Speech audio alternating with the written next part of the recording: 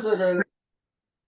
मैंने कहा बेटे ये आपकी टेक्निक तो बढ़िया है, लेकिन मेरे को तब बताओ अगर ये गत्ता जो कि रेक्टेंगुलर शेप में है रेगुलर शेप में ना हो, ना ये स्क्वायर हो ना ट्रायंगल हो इक्विलेटरल, ये जिगजैग शेप में हो, तो कैसे करोगे? फिर वो कहते सर अब तो मुश्किल है, मैं कैसे निकालूं? अब तो ये मुश्किल है कि वो कौन सा पॉइंट है where if tip of the pencil is joint. Sir बच्चों ने ऑन कर लिया था, काफियों ने अटेंडेंस लगा दी कैमरे पे। ठीक। उसके बाद मैंने उनको अलाउड करा कि अगर आप कंफर्टेबल नहीं हो, नाइसली ग्रूम्ड नहीं हो, फिर जा सकते हो। तो हमने नोट कर लिया नाम से। बस ठीक है, ठीक है।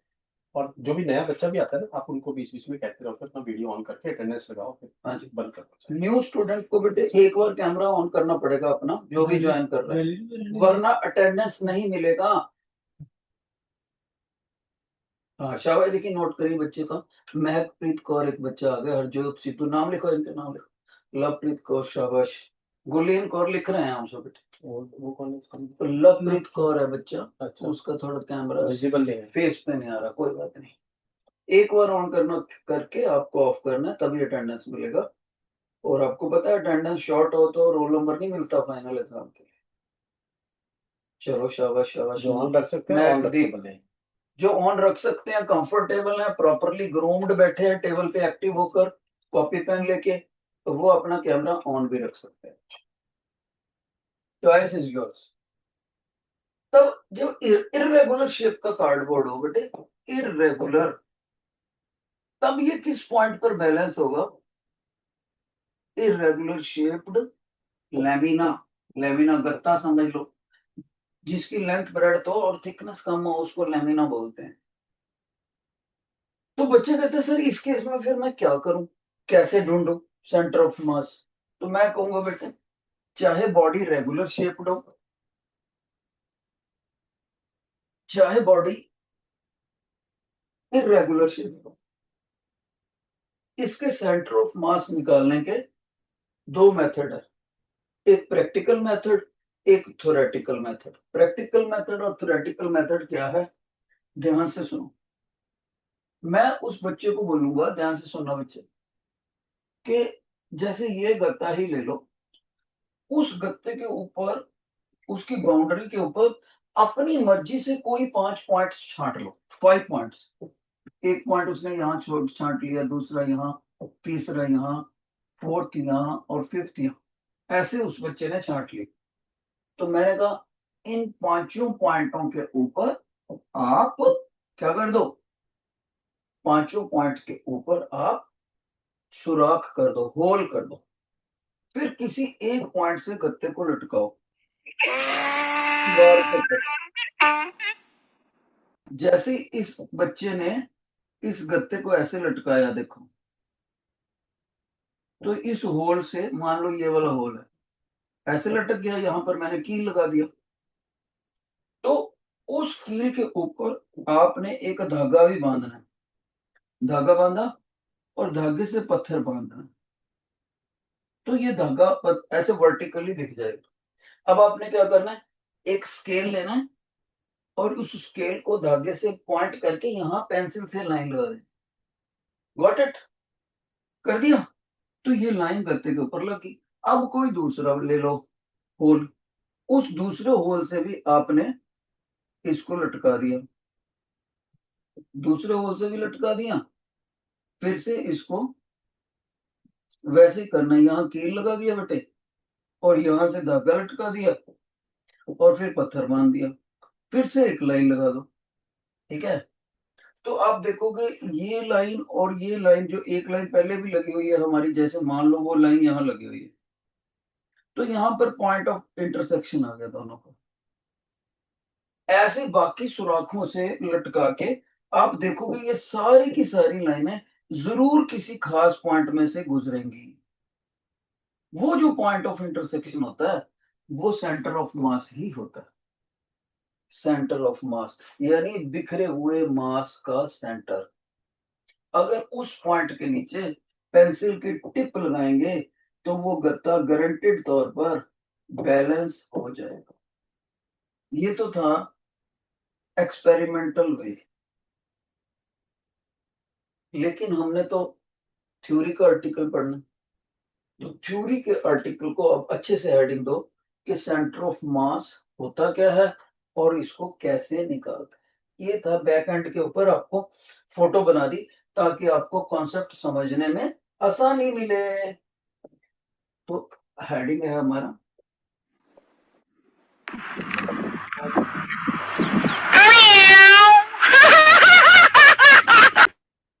नोट करना कौन सा बच्चा था जो नॉइस कर, कौन सा हर मिलाप।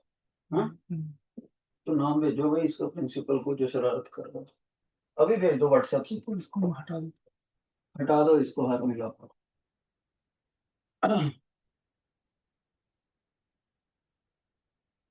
फेक नाम है तो आईडी देख लो, जो भी शरारत कर रहा है उसको हटा दो, हमें बढ़ाना नहीं। सेंटर ऑफ मास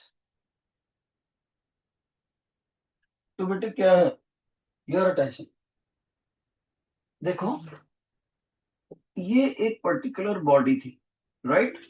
इस बॉडी को मैंने एफ फोर्स लगाया, F force, right. F force लगाने से ये बॉडी इस पर्टिकुलर ट्रैक को फॉलो करके चले गई। ये जिस रास्ते को फॉलो करे उसको बोलते हैं ट्रेजेक्टरी, साइंस की लैंग्वेज में ट्रेजेक्टरी टू फॉलो। कुछ फोर्स लगाया और ये इधर को चला गई। जैसे आप समझ लो साइकिल की गद्दी है, उसकी फोर्स टूटी हुई थी, मैंने ऐसे थ्रो करा, जोर लगाया, वो ऐसे गिर गई जाके। अब सेंटर ऑफ मास क्या है इसका, मैं क्या करूंगा, इस पूरी गद्दी के मास को अज्यूम करूंगा कि वो एक पर्टिकुलर पॉइंट पे कॉन्सेंट्रेटेड है। जैसे ये लगा इस पॉइंट पे मैंने सारा मास कॉन्सेंट्रेटेड अज्यूम्ड कर लिया। ये पॉइंट सारे का सारा मास एक ही पॉइंट पर इकट्ठा कर दिया, ओके। फिर उसके ऊपर फोर्स लगाया एफ डैश, याद रहे एफ डैश फोर्स उतना ही है जितना एफ था और सेम डायरेक्शन में है, सेम डायरेक्शन में उतना ही फोर्स लगा। तो क्या देखते हैं कि ये पॉइंट भी उसी तरह के ट्रैक को फॉलो करता है, एग्जैक्टली सेम ट्रैक को फॉलो करता है। अब इस पॉइंट को सेंटर ऑफ मास कहा जाएगा। अगर आपने ये पॉइंट, ये मास सेंटर ऑफ मास की जगह कहीं और कंसेंट्रेट कर दिया होगा जैसे यहां पर, तब ये उतने ही फोर्स से सेम ट्रैक को नहीं फॉलो करेगा। तो सारी बात को इकट्ठा करके हम क्या बोल सकते हैं, किसी बॉडी के सेंटर ऑफ मास को, सेंटर ऑफ मास उस अज्यूम्ड पॉइंट को बोलते हैं जिस पे सारा मास कंसेंट्रेटेड करके रख दिया गया हो, ताकि वो उतना ही फोर्स लगाने पर, जितना ओरिजिनल बॉडी के ऊपर लग रहा था उतना ही फोर्स लगाने पर exactly same track of path follow करे, उसको सेंटर ऑफ मास बोलते हैं। फिर से सुनो एक बार, पूरी बॉडी के सारे मास को एक सिंगल पॉइंट पर कंसंट्रेटेड करके रख दिया गया हो, ऐसा माना गया हो, तब उस पॉइंट को सेंटर ऑफ मास बोलेंगे। लेकिन शर्त यह है कि वो कंसंट्रेटेड मास एग्जैक्टली वही पाथ फॉलो करे under the application of same force, जिस पाथ को हमारी ओरिजिनल बॉडी फॉलो कर रही थी जब उसके ऊपर फोर्स लगाया था। मान लो ओरिजिनल बॉडी का मास है 10 केजी और फोर्स है 5 न्यूटन। मैंने 10 केजी के मास को एक खास पॉइंट पर कंसंट्रेट कर दिया, 10 का 10 केजी मास एक ही पॉइंट पर, ताकि उसके ऊपर जब फिर से 5 न्यूटन का फोर्स लगाया जाए सेम डायरेक्शन में, तो ये ग्रीन पाथ और ब्लू पाथ एग्जैक्टली एक दूसरे के ऊपर मैच कर जाए, सेम ट्रेजेक्टरी, ये ट्रेजेक्टरी और ये ट्रेजेक्टरी सेम होनी चाहिए। अगर ऐसी कंडीशन सेटिस्फाई होती है तो जिस पॉइंट के ऊपर मास कंसेंट्रेटेड अज्यूम्ड माना गया है उस पॉइंट को सेंटर ऑफ मास कहते हैं। अब मैं इंग्लिश में बोल के दिखाता हूं इसको। For a given body the centre of mass is that point where whole mass of the body is assumed to be concentrated such that concentrated mass follows exactly the same trajectory of motion under the application of same force under the application of same force. फिर से सुनो,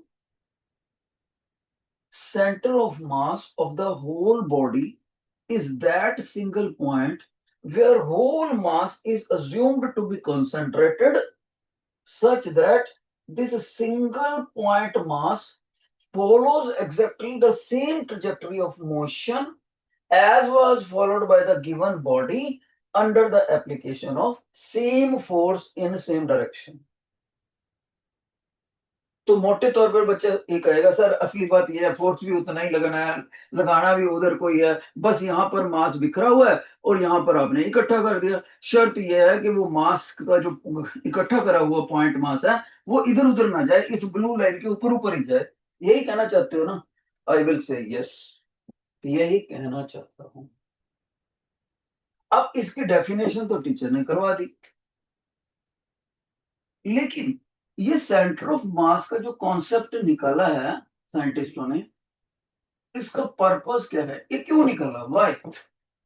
जब original body के motion को हम study कर ही सकते हैं तो सेंटर ऑफ मास का कॉन्सेप्ट क्यों निकाल दिया साइंटिस्टों ने? कारण सुनो, इसलिए निकाला ताकि जाते हुए बॉडी के मोशन को सिंपलिसिटी से स्टडी कर सकें। यानी कि कॉन्सेप्ट जो है centre of mass concept helps, किस लिए? हेल्प्स टू स्टडी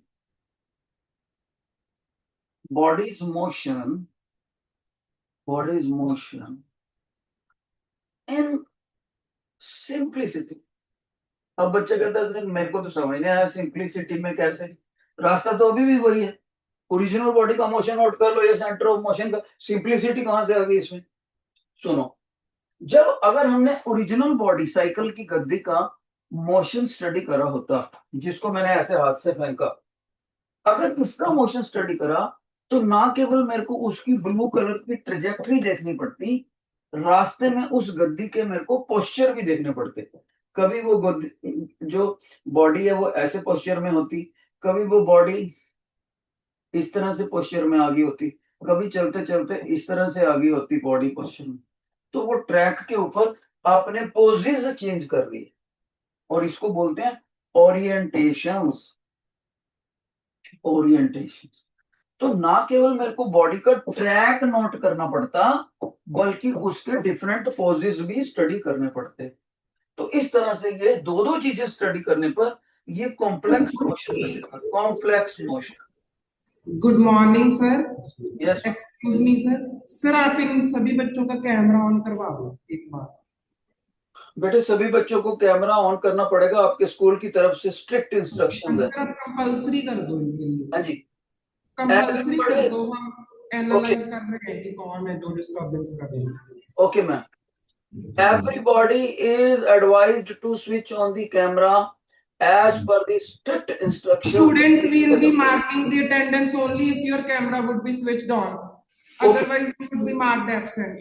बिल्कुल सही ma'am, all students have to switch on the camera during the whole duration of the lecture, only then you will get the attendance, ma'am says। शाबाश। और camera on करते वक्त ख्याल रखना है कि आपका प्रॉपर टी शर्ट वगैरह डाले हो प्रॉपर। ओके, शाबाश। जो बच्चे ऑन कर रहे हैं भाई नाम नोट करो, जो बच्चे ऑन नहीं करेंगे उनको अटेंडेंस नहीं मिलेगी, अभी इंस्ट्रक्शन मिली है स्कूल की तरफ से। तो ये था बेटे। अब बच्चा कहता है सर अगर आपने इस को सिंगल पॉइंट के ऊपर फोकस कर दिया तो उससे फायदा क्या हुआ? तो मैं कहूंगा बेटे इस सिंगल को आपने पॉइंट मास बोला है कि नहीं? यस। और पॉइंट क्या होता है, क्या वो छोटा सा सफियर नहीं होता? हाँ जी सर होता है। तो जो बिल्कुल गोल चीज है वो चलते चलते अगर अपने पोस्चर चेंज भी कर ले, ऐसे गोल चीज घूम भी जाए, अपनी ओरिएंटेशन चेंज भी कर ले, तो मेरे लिए मीनिंगलेस है। मेरे को सिर्फ उसकी ओरिएंटेशन नोट करने की जरूरत ही नहीं, मेरे को तो उसका सिर्फ ट्रेजेक्टरी नोट करने की जरूरत है, क्योंकि जो गोल चीज होगी बिल्कुल गेंद की तरह गोल होगी, छोटी सी मोती की तरह, वो गोल चीज कोई भी ओरिएंटेशन लेती रहे उसका पोस्चर वही रहेगा। इसलिए मेरे को ओरिएंटेशन स्टडी करने की जरूरत नहीं, सिर्फ ट्रेजेक्टरी स्टडी करने की जरूरत है। इसीलिए सेंटर ऑफ मास का कॉन्सेप्ट किसी बॉडी के कॉम्प्लेक्स मोशन को सिंपल मोशन बना के स्टडी करने में मेरी मदद करता है। यही टीचर ने लिखा था, देखो सेंटर ऑफ मास का कॉन्सेप्ट का purpose, it helps to study the bodies, यहां मोशन लिखना चाहिए था, बॉडीज मोशन इन सिंपलिसिटी, यानी in a simpler manner, in a simpler manner. तो जिन बच्चों को दो बातें समझ आ गई कि सेंटर ऑफ मास क्या होता है और इस कॉन्सेप्ट को साइंटिस्टों ने बनाया तो उसका मकसद क्या था, पर्पस क्या था, जिनको ये दोनों बातें समझ आ गई हैं, please release the thumb symbol on the screen. Thumb symbol screen पे रिलीज करो, फीडबैक मिलने के बाद ही आगे जाया जाएगा। शाबाश, बहुत सारे थंब आ गए बेटे, नाम भी आ रहे हैं साथ में, बहुत अच्छे बहुत अच्छे, महक ये वो, काफी सारे नाम मैं नहीं पढ़ पा रहा, तो thank you thank you, that's all that's all. तो we should be thankful to the God कि हमने ये कॉन्सेप्ट समझा। कैसे मुमकिन हुआ? क्योंकि मेरे बच्चों के ब्रेन अच्छे हैं और मेरे में एक्सप्लेनेशन की परमात्मा ने खूबी दे दी। हम दोनों को शुक्रगुजार होना चाहिए परमात्मा। चलो अब आगे बढ़ते हैं। सर इस सेंटर ऑफ मास को प्रैक्टिकली कैसे निकालते हैं, आपने शुरू में ही समझा दिया था। अब इसको थ्योरेटिकली कैसे निकालना है और एक्सप्लेन करना है, उसका मैं आपको तरीका बताता हूं। शाबाश। सेंटर ऑफ मास थ्योरेटिकली कैसे निकालेंगे, लीजिए बेटे, हम कहेंगे कि जी मान लो आपकी ये बॉडी है, चाहे रेगुलर शेप की है चाहे इरेगुलर शेप, चाहे 3 डायमेंशनल है चाहे 2 डायमेंशनल। वो कह रहा ठीक है, तो हम कहेंगे भाई आप ना ये एक्सिस बना दी आपने, कह रहा ठीक है। तो मान लीजिए इस बॉडी को बहुत सारे पार्टिकल्स की बनी हुई है और उनमें से एक पार्टिकल यहां पर बैठा, ओनली वन पार्टिकल, याद रहे मैं one of the single constituting particle बोल रहा हूं, ना कि सेंटर ऑफ मास। ओके, तो जब ये यहां पर बैठा हुआ है तो वो ओरिजिन से कुछ ना कुछ दूरी पर होगा, पॉइंट ओ को बोलते हैं ओरिजिन। ओरिजिन से कितनी दूरी पर है उस वेक्टर को हम पोजीशन वेक्टर बोलते हैं, आर से लिखते हैं। इस आर को अगर लिखना हो तो कैसे लिखते हैं, एक्स आई कैप, वाई जे कैप, जेड के कैप, वेक्टर नोटेशन में। सर ये एक्स वाई जेड क्या है, अभी बताते हैं। जिस तरफ एक्स एक्सिस डायरेक्शन जा रही है, एक्स एक्सिस की डायरेक्शन है, वहां पर हम एक परपेंडिकुलर ड्रा करते हैं एक्स एक्सिस के ऊपर पॉइंट की पोजीशन से। जितनी दूरी पर ये एक्स एक्सिस को कट करे उसको बोलते हैं एक्स। तो सर क्या यही एक्स की वैल्यू आपने यहां रखी हुई है? यस। और यूनिट वेक्टर एक्स एक्सिस की तरफ आई कैप होता है, उससे मल्टीप्लाई कर दिया। यूनिट वेक्टर का मैग्नीट्यूड 1 होता है, ये डायरेक्शन ही देगा, क्योंकि अगर 1 को इससे मल्टीप्लाई कर भी दें एक्स को तो कोई फर्क नहीं पड़ेगा वैल्यू पे थे। पर यूनिट वेक्टर आई कैप हमेशा एक्स एक्सिस की तरफ होता है। इसी तरह से अगर वाई एक्सिस की तरफ मैं उससे परपेंडिकुलर ड्रा करूं, यहां पर देखो तो कहीं ना कहीं कट करेगा। तो यहाँ कितनी हाइट पर उसने ओरिजिन से कट करा उसको यहाँ लिखा हुआ बेटे, ऐसे ही जेड एक्सिस के ऊपर। तो किसी भी पोजीशन वेक्टर को पॉइंट से ऐसे लिखा जाता है, what is this, position vector. इसकी ये एब्रिविएशन बहुत पॉपुलर है, PV, position vector of the concern point. Got it? अब सवाल ये पैदा होता है, सर ऐसे तो बहुत सारे पार्टिकल है। मैंने कहा बिल्कुल, अगर इसको पार्टिकल नंबर 1 माने तो इसके पोजीशन वेक्टर को r1 मान लेते हैं। ऐसे ही कोई दूसरा पार्टिकल है, उसके पार्टिकल के पोजीशन वेक्टर को हम r2 मान लेते हैं। कहता सर ठीक है, बहुत सारे पार्टिकल हैं, लास्ट तक चले गए, मान लिए इस बॉडी के अंदर n पार्टिकल्स।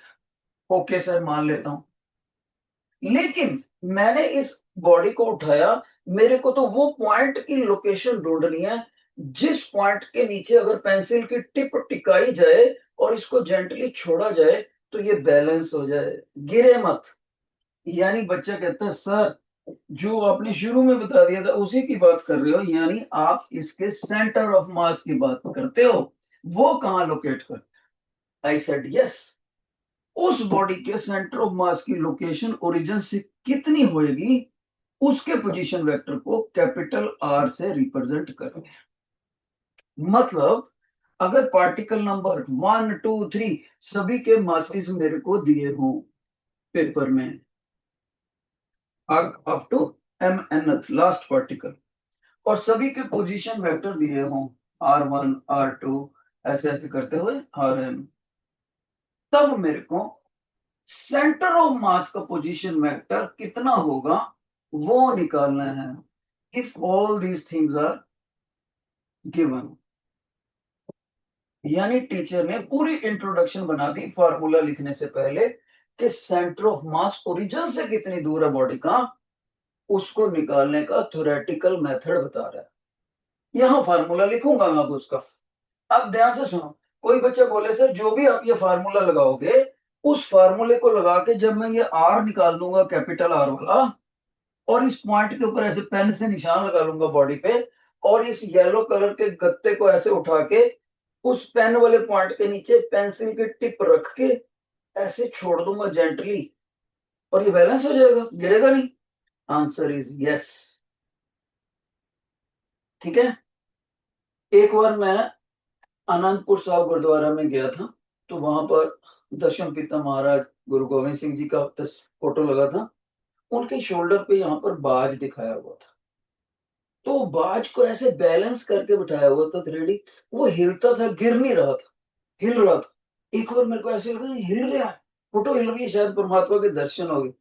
तो लेकिन वो अकेला बाज ही हिल रहा था क्योंकि उसको बैलेंस कर रखा था महाराज के शोल्डर के ऊपर सेंटर ऑफ मास के नीचे, यहाँ पॉइंटेड टिप लगा के ऊपर बात। बहुत अच्छा सीन है, कभी आप गए हो तो। तब अब मैं इसको निकालने का तरीका बताता हूँ। वो कहता है इसको निकालने का ये तरीका है, आप m1 ले लो, उसको उसके पोजीशन वेक्टर r1 से मल्टीप्लाई कर, m2 ले लो, r2 से मल्टीप्लाई कर, ऐसे चलते चलते आप आखिरी पार्टिकल पे आ जाओ, mn rn आ गया सभी का, और नीचे सारे पार्टिकल्स के मासेस का टोटल कर दो, सिर्फ मासेस लेना है। धन्यवाद करता है। बोले सो निहाल, जय श्री राम। तो जब इस फार्मूले में डाटा पुट करके अब r की वैल्यू निकालोगे तो आसानी से ये रेड कलर वाले r की वैल्यू पता लग जाएगी। तो हम स्केल रखेंगे, उस r की कैलकुलेशन से उधर से उसके ऊपर बिंदी लगा देंगे पेन से, और वही हमारा सेंटर ऑफ मास बन जाएगा। ठीक है, और इस फार्मूले को कुछ ऐसे भी लिख सकते हैं, ध्यान से सुनना इसको लिखने का तरीका। क्योंकि ये ऊपर एन तक जा रहा है तो हम समेशन को लिखते हैं, सिग्मा का फायदा लेंगे। Sigma i changes from 1 to last particle, और इस सिंगल इसको किसी एक एक्सप्रेशन को लिख दो, MIRI वेक्टर। सिग्मा का मतलब है, इसको जब आप ओपन करोगे तो ऐसे लिखना पड़ेगा, सिग्मा मीन समेशन, और नीचे भी आप क्या लिख सकते हो, sigma i changes from 1 to last particle n, और यहां अकेला MI लिखना है। तो ये जो बॉक्स में टीचर फार्मूला लिख रहे हैं ये क्या देता है, it gives position vector of centre of mass of given body. और पोजीशन वेक्टर क्या होता है, वो ये बताता है कि सेंटर ऑफ मास ओरिजिन से कितनी दूर है और किस डायरेक्शन में दूर है, कितनी दूर है और किस डायरेक्शन। जिन बच्चों को सेंटर ऑफ मास निकालने का थ्योरेटिकल मेथड समझ आ गया, वो please show me the thumb on the screen. बेटे इतनी सुस्ती नहीं करनी कि आप थंब बिना दिखाओ। शाबाश, वरना टीचर को पता कैसे लगेगा प्यारे प्यारे बच्चों को समझ आ गया।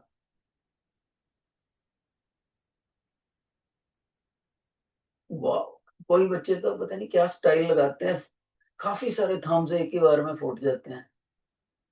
मेरे को तो आता नहीं भाई, सीखना पड़ेगा आपसे। गुड गुड गुड, शाबाश। तो सेंटर ऑफ मास मेरे बच्चे को जर्नल में समझ आया। अब हम सिंपलेस्ट सिस्टम की एग्जांपल से सीखते हैं। सिंपलेस्ट सिस्टम की एग्जांपल क्या है, सुनो। ये क्या था, complex system, because it is consisting of n particles. और सिंपलेस्ट सिस्टम कौन सा होता है, जिसमें सिर्फ दो पार्टिकल हो, दो पार्टिकल। मान लीजिए एक पॉइंट मास ये है, एक पॉइंट मास ये। सर एग्जांपल दे सकते हो, बिल्कुल। मान लीजिए एक एक बॉल यहां पर है और एक बॉल यहां पर है, दो बॉलें होगी और उन दोनों बॉलों में मेन मास है और उन दोनों बॉलों बराबर की हैं, दोनों दोनों का मास बराबर का, और उनको पतली सी रॉड से जोड़ा हुआ, बिल्कुल पतली, लगभग मासलेस। लेकिन ये रॉड की लंबाई इस पॉइंट, इसके सेंटर तक लेनी है, उसके सेंटर तक, सरफेस तक नहीं लेनी, सेंटर तक लेनी है मुझे। ओके, अब मेरे को ये पूरी स्ट्रक्चर में लेके आया और मेरे को ढूंढना है कि इस स्ट्रक्चर के कहां पर मैं पेंसिल की टिप रखूं कि उसके ऊपर जब मैं इसको टिकाऊं तो ये गिरे मत, बैलेंस हो जाए, बैलेंस। ये क्या करा हमने, centre of mass of two point mass system. Simplest system में कम से कम दो पॉइंट मास होने चाहिए। एक बच्चे कहते हैं सर आप तो बॉल कह रहे हो, बॉल तो पॉइंट मास होता नहीं है। बॉल को भी पॉइंट मास लिया जा सकता है अगर दोनों बॉलों के बीच में ये जो गैप है, ये बॉल के रेडियस के मुकाबले काफी बड़ा हो। अगर बॉल के रेडियस के मुकाबले ये ब्लू कलर वाला गैप काफी बड़ा हो तो बॉलों को पॉइंट मास माना जा सकता है, इक्विवेलेंट पॉइंट मास होते हैं वो। अब यहां पर हमने ओरिजिन ड्रा कर दिया, x axis, y axis, z भी हो सकती है। और हमने फर्स्ट पार्टिकल का पोजीशन वेक्टर देख लिया, r1। अगर ये पार्टिकल 1 है और उसका मास है m1 और ये है r2 और उसका मास है m2, गॉट इट। और हमने उम्मीद करते हैं, चलो सेंटर ऑफ मास यहां ले लेते हैं। तो सेंटर ऑफ मास का पोजीशन वेक्टर टीचर ने ग्रीन कलर से एरो से दिखाया और हमारा टारगेट है आर निकालना। समझदार बच्चा कहेगा सर ये तो बहुत आसान है। आई सेड कैसे भाई, सर आपने याद है आपको, आपने ये फार्मूला अभी अभी कराया था, m1 r1 plus m2 r2 plus m3, ऐसे ऐसे आपने करा था। पर क्योंकि आपके दो ही मासेज हैं, आप आगे लिख ही नहीं सकते और नीचे आपने ये करा था। मैंने कहा बेटे बिल्कुल सही, टू पॉइंट सिस्टम के लिए यही सेंटर ऑफ मास बनेगा। अगर ये दोनों मासेस बराबर हों, स्पेशल केस, अगर मासेस बराबर ना हो, याद रहे, तो बैलेंसिंग पॉइंट ब्लू लाइन के मिड पॉइंट पर कभी भी नहीं होगा। अगर ये एक लकड़ी की बॉल है, एक एक लोहे की बॉल है और मैं सेंटर में पेंसिल लगाऊं तो कभी भी ये सिस्टम बैलेंस नहीं करेगा, गिर जाएगा एक तरफ, ठीक है ना। लेकिन अगर ये दोनों बॉलें बराबर के मास की हों तो हमारा डेली लाइफ एक्सपीरियंस कहता है तो ये सेंटर ऑफ मास में बैलेंस होनी चाहिए मिड पॉइंट पर, ब्लू लाइन के मिड पॉइंट। पर उसको हम देखते हैं कि इधर सही आता भी है कि नहीं। If m1 is equal to m2, मान लो दोनों बराबर मास हैं पार्टिकल के, तो ऊपर वाला फार्मूला क्या बन जाएगा, सेंटर ऑफ मास का पोजीशन वेक्टर। सभी बच्चे कहेंगे sir m r1 plus m r2, और नीचे आपको m प्लस m लेना पड़ेगा। मैंने कहा ठीक है बेटा, आगे क्या करूं। सर m को कॉमन ले लो आप न्यूमरेटर में, और नीचे आपको पता है कि आपका ट्वाइस m बनेगा। मैंने कहा ठीक है। सर m से m काट दो। I said yes, final answer बताओ भाई। बच्चा कहता है सर अभी भी आप मेरे से पूछ रहे हो, आपको खुद ही लिखना चाहिए अब तो, r1 plus r2 divided by 2। मैंने कहा बिल्कुल सही। क्या तुम्हें 10th क्लास की कोऑर्डिनेट ज्योमेट्री याद है। याद है सर। क्या ये फार्मूला मिड पॉइंट का नहीं था। हाँ जी सर, था मिड पॉइंट का। इसका मतलब ये हुआ कि 2 पॉइंट सिस्टम में अगर मासीज बराबर हो, इफ m1 और m2 बराबर हो, तब centre of mass mid point of the joining line होएगा। ज्वाइनिंग लाइन कौन सी, line joining their centre of masses. जो सेंटर पॉइंट्स हैं मिड पॉइंट पर होएगा क्या, सेंटर ऑफ मास। यानी इफ देन, अगर ये मासेस बराबर ना हो, यहां अनइक्वल आ जाए, तो याद रहे फिर ये बैलेंसिंग पॉइंट मिड पॉइंट भी नहीं होगा। ओके, तो इस तरह से आपको टीचर ने सेंटर ऑफ मास का कॉन्सेप्ट समझाया 2 पॉइंट सिस्टम के लिए। और वो भी मिड पॉइंट पर सिर्फ तभी होगा अगर दोनों पॉइंट मासेस आपस में बराबर हो। नहीं होगा, अगर ये दोनों मासेस बराबर नहीं है तो ये स्टैंडर्ड फार्मूला ही चलेगा, फिर उसके मुताबिक जो आंसर आएगा। जिन बच्चों को ये समझ आ गया वो अपने टीचर को फीडबैक देंगे by showing the thumbs emo. Thumbs का साइन छोड़ो स्क्रीन पे बेटे, इसमें सुस्ती ना करा करो, क्योंकि बहुत दूर बैठे हैं मेरे प्यारे प्यारे बच्चे, तो मेरे को पता कैसे लगेगा।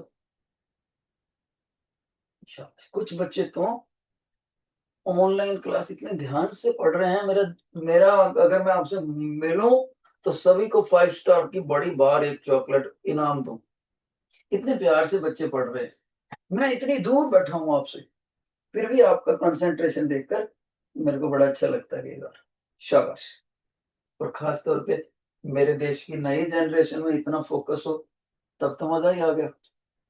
आफ्टर ऑल हमारा देश आपके सहारे ही है, हमने अपना रोल निभा दिया मोर और लेस। ओके, ये था हमारा सेंटर ऑफ मास। अब हम एक और चीज को पढ़ने लगे हैं जिसको बोलते हैं मोमेंट ऑफ इनर्शिया। शाबाश। टाइम से ऊपर नहीं जाऊंगा, डोंट वरी, जितना कराऊंगा टाइम के बीच बीच में कराऊंगा, लेकिन ध्यान से सुन लेना। कई बच्चों को प्रेशर पड़ जाता है, टाइम तो हो गया सर अभी भी पढ़ाने लगे। Don't worry, I will not extend the lecture. तो हम क्या पढ़ने लगे हैं बेटे, मोमेंट ऑफ इनर्शिया।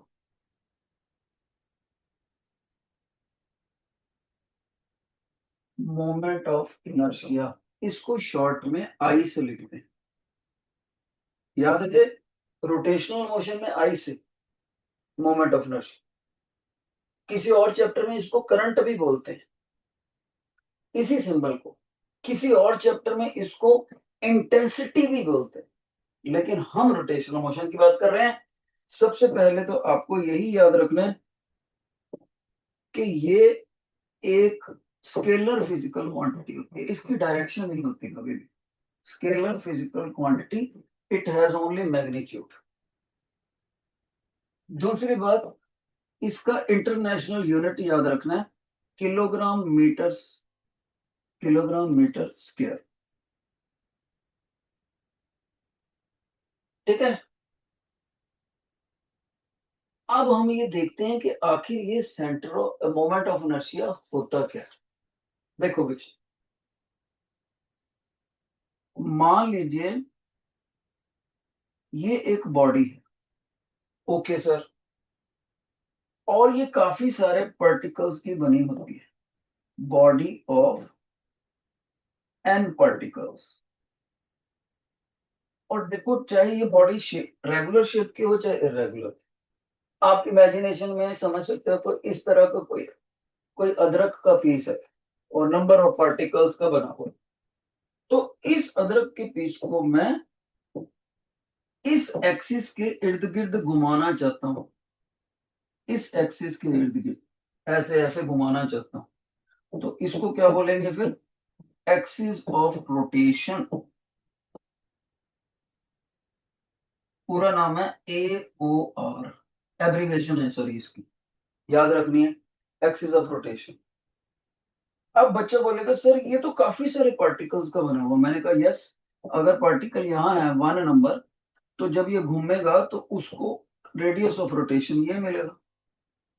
जो कोई दूसरा पार्टिकल है यहाँ पर 2 नंबर, उसको रेडियस ऑफ रोटेशन R2 मिलेगा, इसको रेडियस ऑफ रोटेशन R3 मिलेगा, इसको अगर ये nth पार्टिकल है तो इसको रेडियस ऑफ रोटेशन Rnth मिलेगा। क्लियर है? लेकिन बेटे मैं मेनली इंटरेस्टेड हूं इसमें जहां सेंटर ऑफ मास पड़ा है।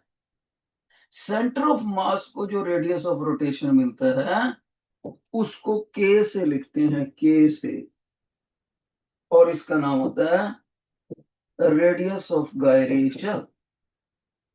नई टर्मिनोलॉजी आती है तो एकदम से रिवाइज कर लिया करो मुंह में, radius of gyration. Got it? अब ये जो रेडियस ऑफ गायरेशन है ये इस एक्सिस से दूर निकालना, ठीक है। अब साइंटिस्ट कहते हैं कि अगर आप मोमेंट ऑफ इनर्शिया निकालना चाहते हो इस बॉडी का, तो आपको ये फॉर्मूला लगाना पड़ेगा। कौन सा? M² कैपिटल M क्या है? Total mass of body.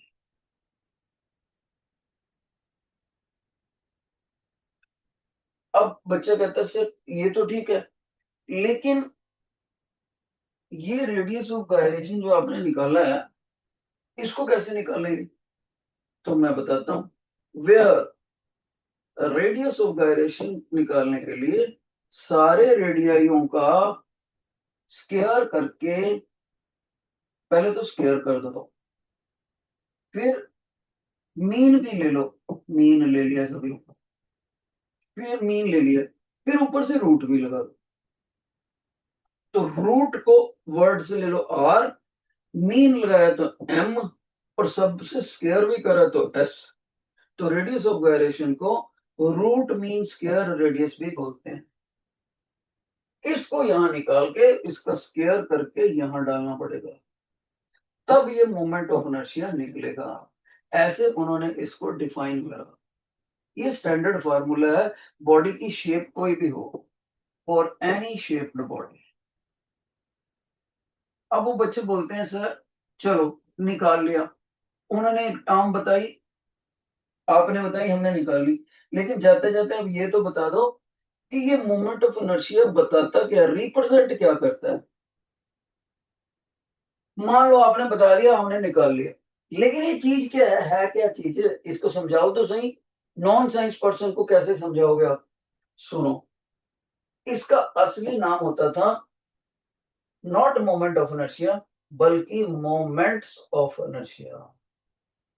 Moments, moments क्या होते हैं? समय के क्षण। इनर्शिया वर्ड कहां से लिया गया है? इनर्ट से। यानी कि इनर्ट का मतलब होता है लेजी, जो चीज जिस अवस्था में है उसी में रहना चाहिए, ठीक है। तो अगर कोई बॉडी घूम रही है, ऐसे ऐसे घूम रही है, उसका अगर आई ज्यादा होगा तो वो अपने घूमने वाली अवस्था को ज्यादा समय के लिए मेंटेन करेगी। More the moment of inertia, more will be the time of moments, longer will be the duration, within which that body will keep on rotating itself. यानी ध्यान से सुनो, यानी यही बॉडी अगर लकड़ी की बनी हो, ठीक है, तो लकड़ी की बनी हो तो मास कम आएगा,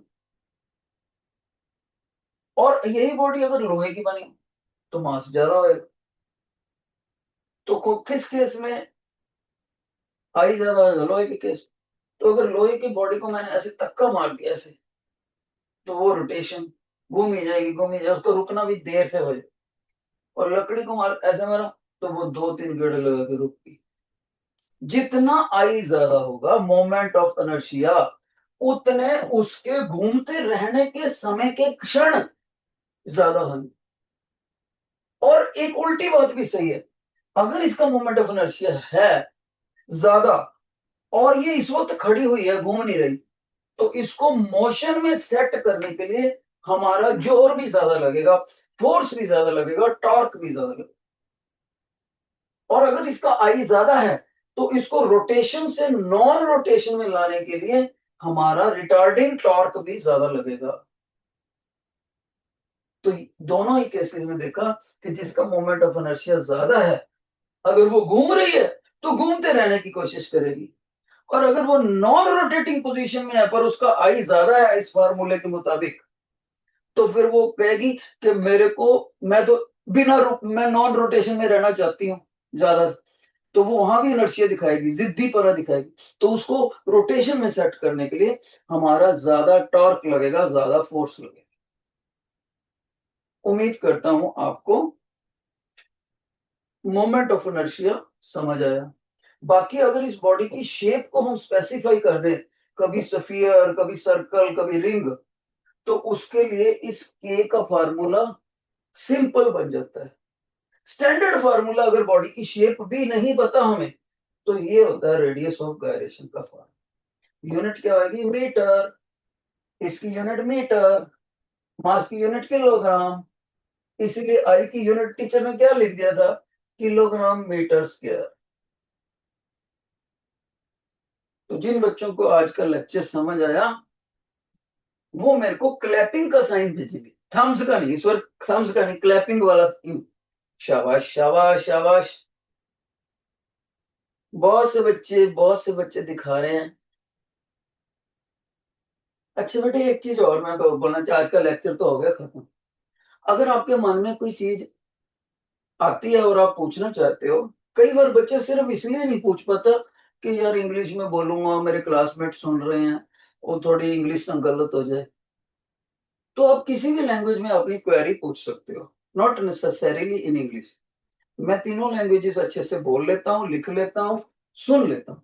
चाहे पंजाबी च पूछ लो के, चाहे हिंदी हिंदी में बात कर लो, चाहे इंग्लिश। मैनू ਉਹਦੇ ਚ कोई इतराज नहीं, अगर कोई भी बच्चा पंजाबी च भी पूछूगा, मैनू एक बार क्वेश्चन समझ आना चाहिए बच्चे का, मैं ਉਹਦਾ जवाब इंग्लिश च दूंगा या हिंदी च दूंगा। जवाब देते वक्त मैं प्रोफेशनल लैंग्वेज यूज करूंगा, क्योंकि आपको इंग्लिश मीडियम में पेपर अटेम्प्ट करना है। लेकिन while putting your query you can utilize any of the 3 languages। ठीक है, तो अगली बार मिलते हैं, बाय बाय। अब थम्स अप दिखाना चाहिए बाय बाय के रूप में। देखते हैं कितने बच्चे मेरे को बाय बाय कहते हैं in the form of thumbs up.